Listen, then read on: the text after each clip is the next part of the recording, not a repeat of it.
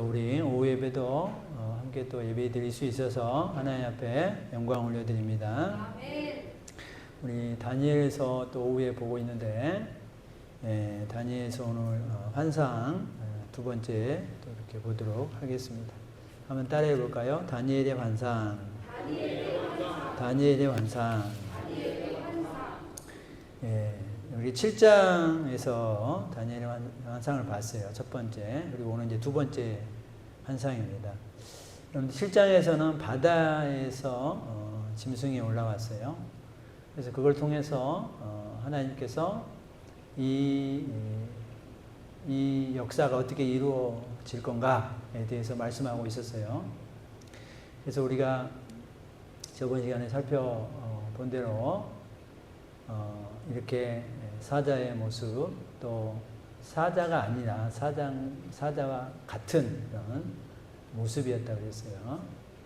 또 이렇게 곰, 또 표범, 그리고 마지막에는 형체를 알 수 없는 사나운 그런 어떤 나라가 일어날 거다라는 것을 말씀해 주었어요.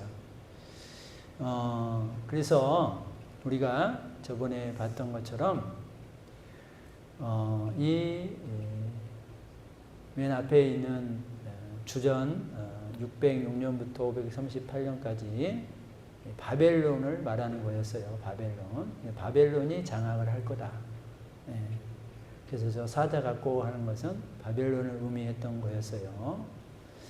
그래서 그 바벨론이 어떻게 세상을 이끌어가고 사람들을 어떻게 또 힘들게 하고 또 우리 믿는 사람들에게는 어떻게 할 것인가에 대해서 다니엘에게 환상으로 말씀해 주고 있었어요.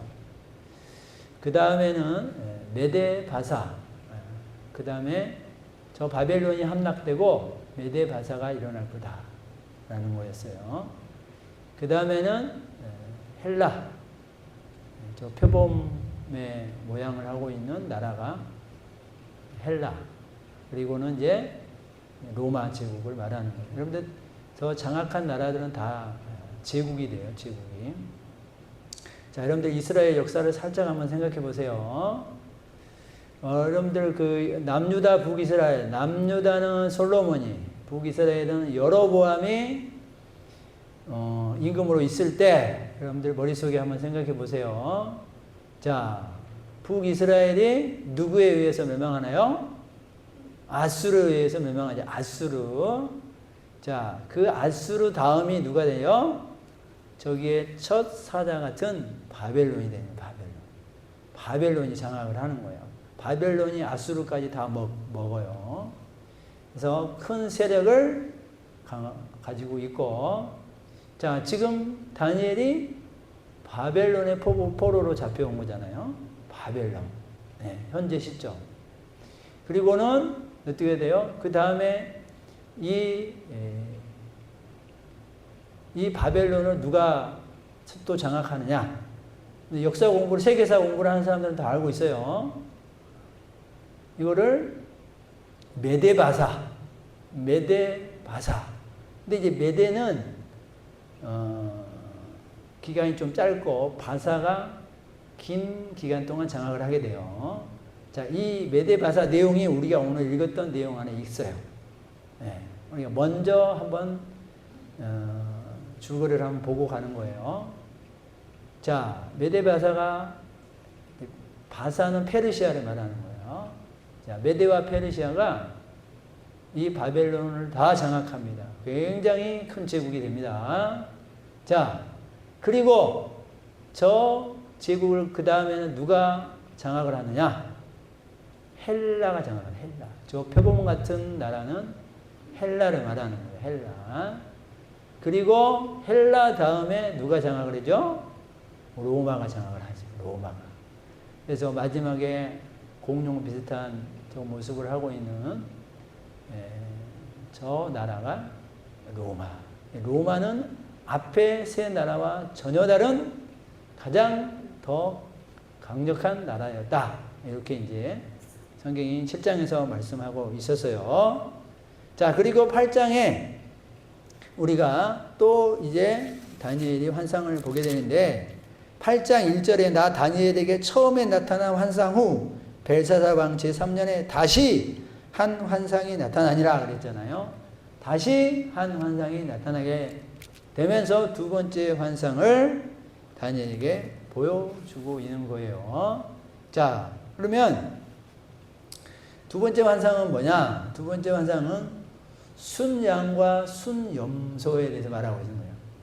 순양과 순염소. 자, 지금 앞에서 이렇게 그 나라가 일어나고 왕이 일어나는 것을 뭘로 상징하고 있냐면 뿔로 상징하고 있어요. 뿔. 3절에 내가 눈을 들어본 즉 강가에 두 뿔 가진 순양이 있었는데 그 두 뿔이 다 길었으며 그랬잖아요. 이 뿔은 나라나 왕을 말하고 있어요. 왕. 여기서는 특별히 좀 더 구체적으로 왕을 말하고 있어요. 메대와 바사 두 뿔, 두 나라가 있었는데 자 3절에 한 뿔은 다른 뿔보다 길었으며 이 다른 뿔이 뭐였냐면 페르시아를 말하는 거예요. 메대 바사. 바사가 페르시아라고 그랬잖아요. 페르시아가 이제 더 길게 장악을 합니다. 더 강력하게 장악을 하게 되는 내용을 말하고 있는 거예요. 자, 그러면서 이제 양과 순염소. 여러분들 성경 한번 보세요. 이것을 뒷부분에 보면 해석을 또 해주고 있어요. 여러분들 8장의 20절을 한번 보세요. 20절, 21절 같이 한번 읽어보겠습니다. 시작. 내가 본 바 두 뿔 가진 순양은 곧 메대와 바사 왕들이요 털이 많은 순염소는 곧 헬라 왕이요 그의 두 눈 사이에 있는 큰 뿔은 곧 그 첫째 왕이요 이렇게 나오고 있잖아요. 예. 자, 그래서 이제 이 8장에 있는 내용들을 우리가 이제 요약해서 잠깐 살펴보기를 원합니다. 자, 7장은 네 나라를 얘기하는과 동시에 앞에 바벨론 외 뒤에 세 나라를 얘기하면서는 동시에 그 안에 뭐가 담겨져 있냐면 동시에 전체적인 심판에 대한 메시지도 같이 담겨져 있어요. 그러니까 이 전체 먼 미래까지 포함되어 있는 환상을 다니엘에게 보여줬다라는 거예요. 자, 그렇다면 오늘 7장의 예언은 뭐냐? 7장은 특별히 가까운 미래에 대해서 다니엘에게 보여주고 있어요. 여러분들 1장에서 7장까지는요 헬라 말로 기록을 하고 있지만 8장부터는 히브리 말로 기록이 되어 있었어요.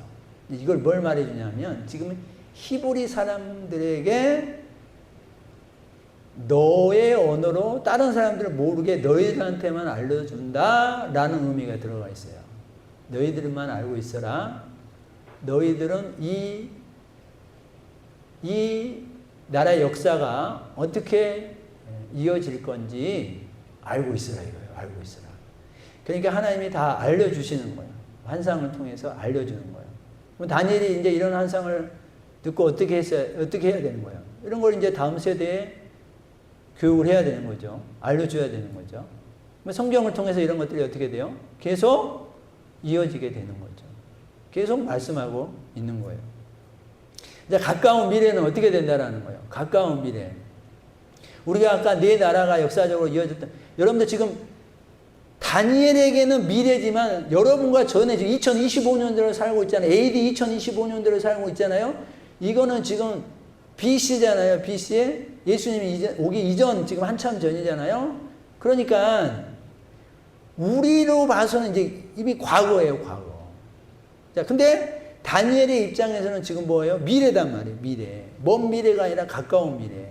가까운 미래에 있을 일들을 보여주고 알려주는데 여러분과 저는 그러면 구약이 만약에 이 예언이 틀렸다면요. 여러분들 생각해 보세요.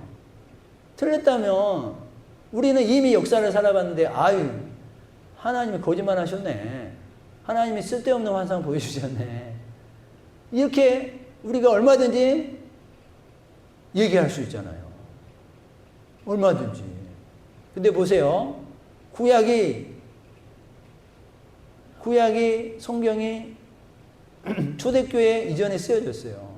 초대교회에 완전히 한 번 더 확언하는 시간이 있어서 한 번 더 쓰여지게 됐고 확립하게 됐고. 근데 여러분들 그때 이 하나님의 말씀이 시간이 오면서 다르게 변질이 됐나요?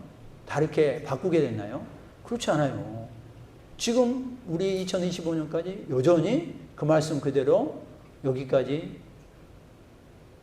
고치지 않고 온 거예요. 그러니까 하나님의 역사는 하나님의 섭리 가운데 하나님이 만들어 놓은 나라들로 이어서 가게 된다는 것이 정확하게 이어지고 나타났다는 사실을 여러분들이 꼭 믿으시기를 주의 이름으로 축원드립니다.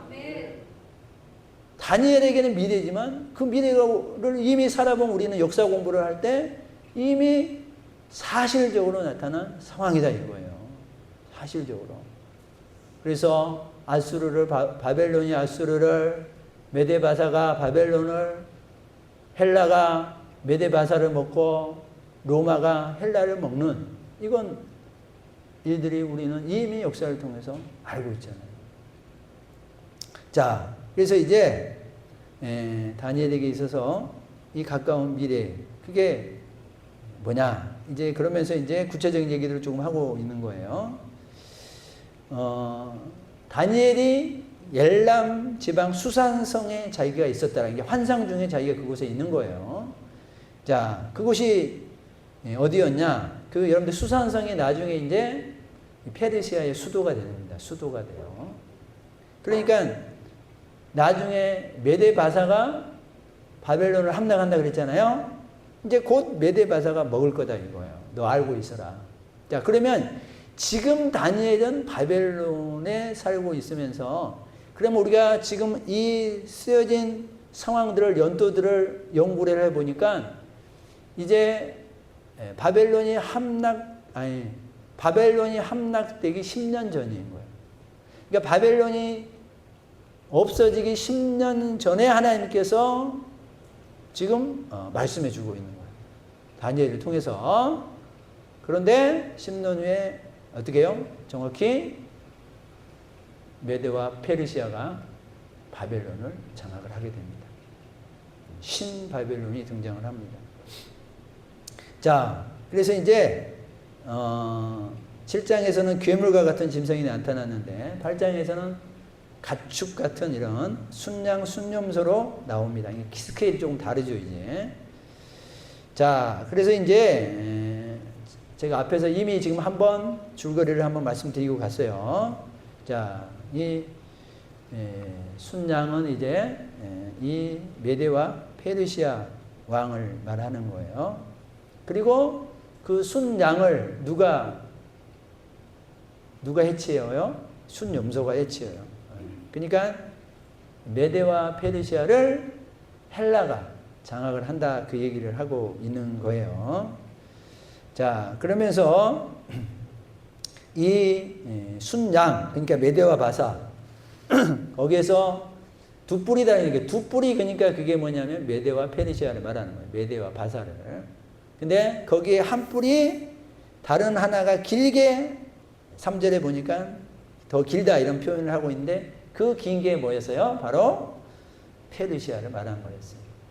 페르시아가 더 길게 장악을 했어요. 그리고 그 페르시아가 결국은 바벨론을 장악을 하게 됩니다. 자, 그러면서 이제 그 순양이 동쪽을 제외하고 서쪽, 북쪽, 남쪽을 향하여 머리를 들이받았다 이런 표현을 하잖아요. 그러니까 이 순양이 이제 등장하여서 이 페르시아가 등장하여서 다른 서북 남쪽들을 차례로 다 장악했다, 확장했다. 그 안에 바벨론도 다 잡아먹게 되었다라는 내용을 얘기를 해주고 있습니다. 자, 그리고 이제 그 다음 순염소가 나타나게 되는데 이 순염소는 헬라를 말한다 그랬어요. 헬라. 그래서 헬라가 출현을 하게 되는 거예요. 자, 이 순염소는 서쪽에서 등장을 한다 그랬고요. 자, 그래서 헬라가 서쪽에서부터 이제 나오게 되고 그 두 눈 사이에 뿔이 있다 그랬어요. 이 뿔은 왕을 상징한다 그랬잖아요. 이제 그 왕 다른 한 이름난 왕이 한 명 나오게 되는 것을 이미 예언한 거예요. 그 왕이 누구예요? 헬라의 알렉산더였어요. 알렉산더 왕. 자, 이 두 눈 사이에 유니콘처럼 뿔이 있는 그 뿔을 왕을 상징하는데 바로 헬라 제국의 알렉산더를 말하는 거였다. 자, 그래서 그 알렉산더가 이제 그 뿔이 아닌데 8절에 보니까 그 뿔이 꺾였다 그랬어요. 그 뿔이 꺾였다. 그래서 알렉산더가, 여러분들 우리가 역사를 공부한 사람들은 알렉산더가 32세 또는 33세로 보고 있는데 33세의 단명을 해. 빨리 죽잖아요. 뿔이 꺾였다라는 것을 그가 이제 죽는다라는 것을 의미하는 거예요. 그가 이제 동쪽 인도까지 다 장악을 했지만 결국 돌아오는 길에 죽게 됩니다. 자, 그래서 이제 그 큰 뿔이 꺾이고 거기서 4개의 뿔이 나온다 이렇게 표현을 했어요. 근데 그 4개의 뿔이 뭐냐면 알렉산더가 죽고요. 여러분들 역사 공부하면은 알렉산더가 죽고 나서 밑에 4 부하가 나와요. 이 4 부하가 굉장히 똑똑한 사람들이 나와서 장악을 하고 또 자기네들끼리 또 서로 또 점령하기 위해서 싸우기도 하고 이렇게 나오는데 이 4 왕을 말하는 4 뿔이 뭐냐면 알렉산더가 4 부하에게 이 나라를 나누어서 주게 해요. 나누어서 통치하도록 주는 거예요. 4 장군이 나와서 맡게 되는 거예요. 그리고 이제 8절 9절에 보면 내 뿔이 하늘 사방을 향하여 났더라. 네 나라를 말하는 거예요. 뿔이 심히 커져서 그 군대와 별들 중에 몇을 땅에 떨어뜨리고 그것을 짓밟는다. 자, 굉장히 강한 나라가 나옵니다. 자, 근데 이제 저기 화면에는 없지만 9절에 보면 그중 한 뿔에서 또 작은 뿔 하나가 나서, 그러니까 그 4뿔 중에 그 한 뿔에서 또 작은 뿔 하나가 나서 남쪽과 동쪽과 또 영화로운 땅을 향하여 심히 커지더니 이렇게 되잖아요. 자, 그게 뭐냐면 이 4개 중에 한 그 뿔, 그 한 왕이 영화로운 땅을 향하여, 이 영화로운 땅이 아름다운 땅인데 이게 이스라엘을 말하는 거예요. 이스라엘을 장악하게 되는 그 4왕 중에 한 뿔에서 난 그 왕이 이스라엘 쪽을 장악하게 됩니다. 이스라엘 쪽. 자, 그래서 이게 셀루쿠스 제국이라고 그래요. 셀루쿠스 왕국이라고도 하기도 하는데 그쪽에서 이제 장악을 하게 됩니다. 이스라엘을 점령하고 그 한 뿔이 나타난다 그랬잖아요. 또 그 왕이 누구냐? 그 악명 높은 안티오쿠스 4세. 안티오쿠스 4세가 이스라엘 쪽을 점령합니다. 여러분들 안티오쿠스 이 왕들의 별명이 있는데 이 안티오쿠스 4세의 별명은 에피파네스라 그래가지고 어떤 뜻이냐면 하나님이 나타나셨다라는 뜻을 가지고 있어요. 그만큼 악명 높은 사람이고 큰 왕권을 가진 사람이에요. 그럼 그가 어떻게 다스렸냐? 이스라엘 쪽으로. 이제 전체 역사, 그 다음에 가까운 미래, 그 중에서도 내가 살고 있는 이스라엘이 어떻게 되냐? 이거를 지금 조명해 주는 거예요. 자, 그러면 여러분들 본문에 성경을 한번 보셔요. 10절 한번 같이 읽어봅니다. 시작. 그것이 하늘 군대에 미칠 만큼 커져서 그 군대와 별들 중에 몇을 땅에 떨어뜨리고 그들을 짓밟고, 또 11절에 또 스스로 높아져서 군대의 주제를 대적하며 그에게 매일 드리는 제사를 없애버렸고 그의 송수를 헐었다 이렇게 되어 있잖아요. 실제 우리가 역사책 또 이스라엘 역사에 관계된 책을 보면은 이제 그 안티오쿠스 에피파네스 이 왕이 하늘 군대만큼 큰 막강한 영향력을 가지고 있어서 실제로 이스라엘의 할례를 없애버려요. 이스라엘 할례를 행한 사람들은 그 어머니와 자녀들을 같이 죽입니다. 예. 그리고 BC 176년에 제사를 중단시켜버려요. 그러니까 하나님을 섬기는 것을 이제 못하게 하는 거예요. 제사를 중단하고 그 성전에 자기들의 신인 제우스 신을 위해서, 근데 구약에서는 이 돼지고기, 돼지를 이렇게 정결하게 보지 않잖아요.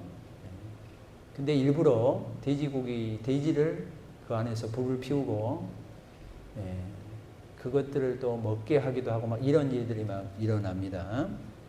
구약의 율법서를 불태우고 믿는 사람들을 처형시키고 의도적으로 성전을 더럽히고 하는 이런 일들이 일어나요. 자, 우리는 이런 모습을 통해서 다니엘 시대도 그렇고 지금 우리 시대도 그렇고 결국 하나님의 역사 가운데 이런 악함의 모습도 있구나, 이걸 우리가 또 하나님의 시선으로, 영적인 눈으로 여러분들이 알 수 있기를 주의 이름으로 축원드립니다. 보세요. 여러분들 왜 하나님의 이런 악한 나라, 악한 왕들을 미리 보여줍니까? 그러면 하나님 섭리 가운데 있단 말이에요. 그러면 하나님이 그냥 없게 좀 하시지. 근데 이거를 예비해 놓으셨다라는 거예요. 하나님이 예비해 놓으셨다. 그러니까 여러분들 무슨 나라가 힘들어지고 나라가 어려워지고 그러면 뭐 하나님이 살아있으면 뭐 어떻게 이럴 수 있어. 이런 거는 자기 말이에요. 지 말이에요. 지 말. 하나님은요, 여러분들 이렇게 또 악한 나라와 악한 왕들을 통해서도 하나님이 또 일하고 계신다라는 것을 우리가 알 수 있어야 되는 거예요. 아니 지금 한참 있을 일들까지도 지금 다 얘기를 다니엘을 통해서 왜 해주겠어요? 이런 어려움 앞에서 너희의 믿음이 시들어지지 말으라 이거예요. 각오하고 힘들 거 각오하고 믿음 생활 철저히 하라 이거예요. 그 힘듦에 넘어지지 말고 우리한테 새롭게 무장을 시켜주는 거예요. 무장을. 다니엘에게 무장을 시켜주는 거예요. 이스라엘 백성들 그냥 힘없이 나약하게 허투루 대충 그렇게 살아가면 너 다 저 악한 나라나 그 왕들에 의해 가지고 다 배교하고 배신하고 다 하나님 없는 인생 살아간다. 제대로 하나님 앞에서 말씀으로 무장하고 그렇게 살아가지 않으면 안 된다. 이거를 말씀해 주고 있어요. 그래서 이 강력한 나라와 왕들이 결국 진리를 땅에 던지고 자의로 행하면서 자의로 형통하게 되고 많은 사람들을 무참히 살육하고 거짓 기적들을 거짓 속임수들을 드러내고 나타내는 이런 일들을 행하고 있다라는 거예요. 여러분들 우리나라도 일제 강점기가 있었잖아요. 교회 대다수가 넘어가고 또 예배 전에 가미가제 가요를 부르게 하고 또 신사를 참배하게 하고 그러면서 이게 그냥 국가 의례니까 해라. 교회 너희들도 해라. 국가 의례다. 목사님들이 모여가지고 야 국가 의례니까 그냥 눈 찌끄 감고 하자. 다 그렇게 해갖고 신사 참배하고 하라는 대로 하고 그러는 거예요.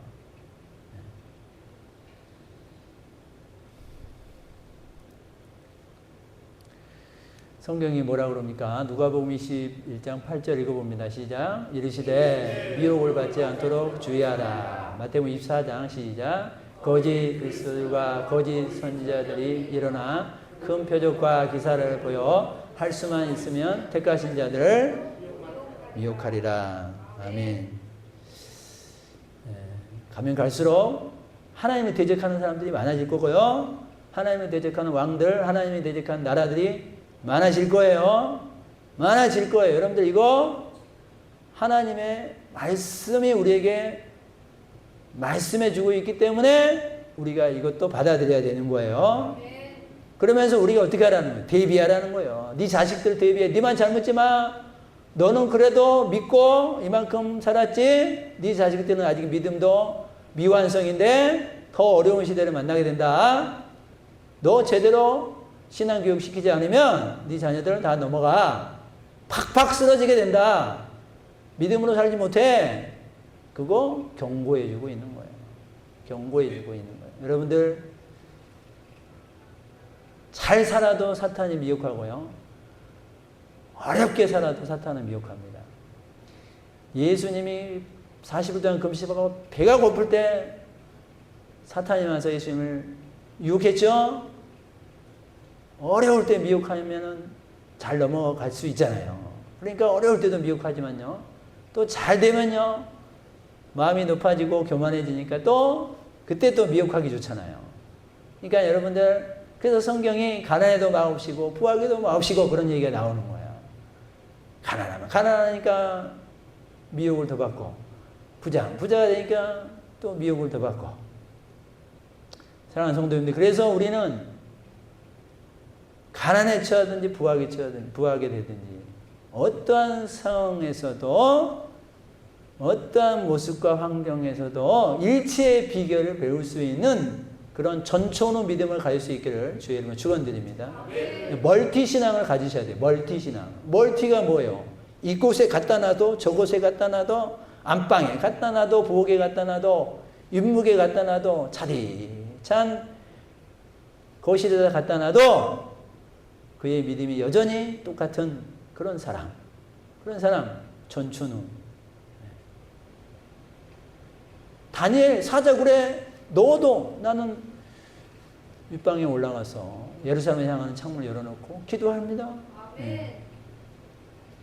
아니 자기가 총리가 되든지 아니면 그 포로에 와서 아직 어리버리한 상태이든지 어떤 상황에서도 다니엘은 나는 하나님을 믿고 그 믿음에 벗어나는 일은 하지 않겠습니다.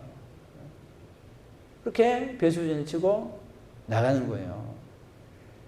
여러분들 이제 잘 산다는 선진국이라는 미명 아래 이제 인간들의 할 수 있는 모든 악한 죄와 관계된 것들이 이제 법으로 다 점점 허용하게 해요.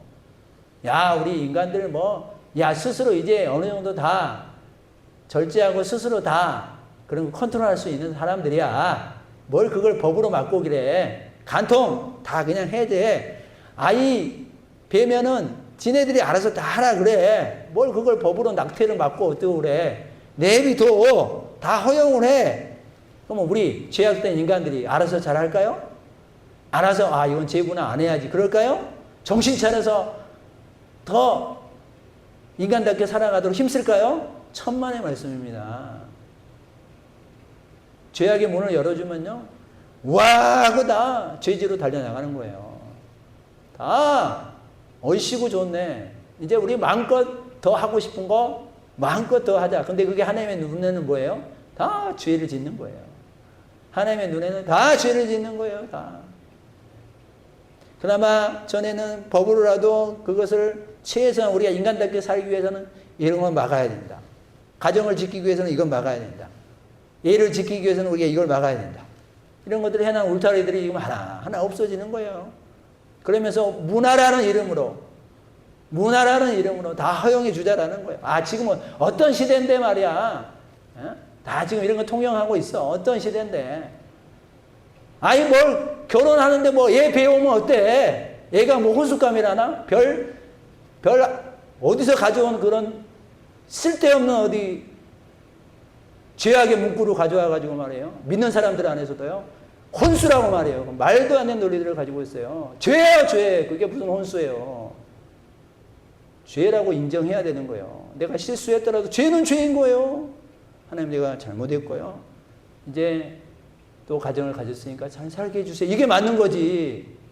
죄가 죄인지도 모르고 그냥 이것도 문화야 하고 받아들이고 얼씨구 좋네. 인간의 육신 쾌락에 맞춰 살아가고 그거요. 그 하나님 앞에서 심판받을 노릇이에요. 그런데 그러시면 안 됩니다. 내가 잘못할 수는 있어요. 인간이니까. 그러나 그게 죄면은 죄라고 인정하자는 거예요. 죄라고 인정을 해야 될 거 아니에요. 죄라고까지 인정을 안 해주고 다 허용을 해주자는 거예요. 교회에서도 이제 다 허용을 해주자는 거예요. 왜 세상의 문화가 그러니까. 세상의 문화가 열어주면 교회에서도 열어줘야 되는 거예요. 하나님이 죄다고 얘기한 것을 우리는 죄가 아니라고 그냥 열어줘 버려야 되는 거예요. 우리 인간이 무슨 힘으로 무슨 권위로 우리가 무슨 힘이 있어요? 하나님의 말씀에 대해서 내가 함부로 그 말씀을 이렇게 저렇게 내 임의로 해석할 수 있습니까? 아니잖아요. 아니잖아요. 여러분들 우리 하나님을 잘 믿고 있는 여러분과 제가 지금 정신 차려서 하나님의 말씀을 분명히 지키고 우리가 1970년대를 살든 2025년대를 살든 하나님의 말씀은 여전히 변함이 없어지는 줄 믿으시기 바랍니다. 왜 하나님의 말씀을 지금 이 시대는 이렇게니까 이렇게 맞추자 그런 게 어디 있어요. 하나님의 말씀 앞에. 하나님이 거룩하다고 하는 것은 거룩한 거고 하나님이 죄라고 하는 것은 죄인 거예요. 하나님이 하라고 하는 것은 좋은 거지만 하나님이 하지 말라고 하는 것은 이 시대가 지금 선진국이니까 그거는 합시다 라고 할 수 없다라는 거예요. 이 믿음의 논리를 우리가 훼손시키지 말자는 거예요. 이 믿음의 논리를 여러분들의 가정에서 잘 지켜나가 주시기를 원하는 거예요. 여러분들이라도 저와 여러분들이라도 소수 몇 명이라도 하나님을 믿고 있는 여러분과 제가 그 사명을 가지고 살아가야 되지 않겠냐라는 거예요. 다 그것이 아니라고 고개를 젓더라도 여러분과 저라도 하나님의 말씀이 말씀되게 지리를 땅에 던지지 말고 그 말씀대로 정신 차려서 믿음으로 살아가실 수 있는 우리 광주 시민교회 한 사람 한 사람이 일당백이 되어서 그 역할을 충분히 넉넉히 감당해 주시기를 주의 이름으로 축원드립니다.